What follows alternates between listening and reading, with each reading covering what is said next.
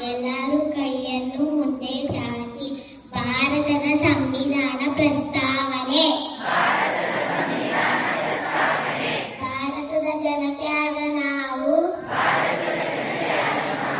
ಭಾರತವನ್ನು ಸಾರ್ವಭೌಮ ಸಮಾಜವಾದಿ ಜಾತ್ಯತೀತ ಜನತಂತ್ರಾತ್ಮಕ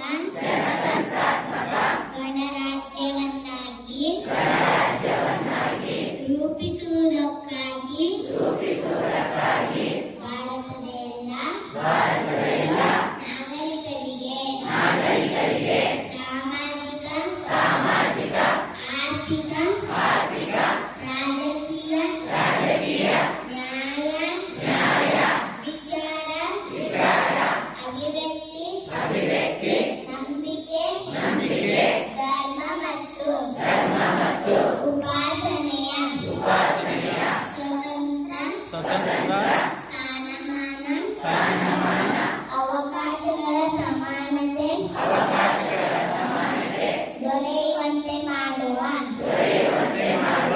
ವ್ಯಕ್ತಿ ಗೌರವ ದೇಶದ ಏಕತೆ ಮತ್ತು ಸಮಗ್ರತೆಗಾಗಿ ಎಲ್ಲರಲ್ಲಿ ಭ್ರಾತೃತ್ವ ಭಾವನೆ ಮೂಡಿಸುವ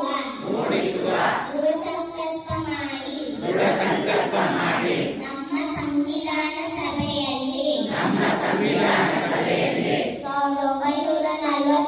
1949ರ ನವೆಂಬರ್ 26ನೇ ದಿನದಂದು ಈ ಸಂವಿಧಾನವನ್ನು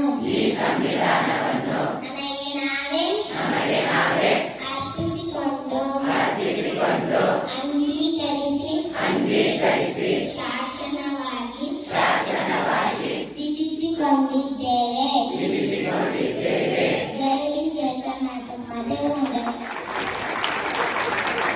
ಜೈ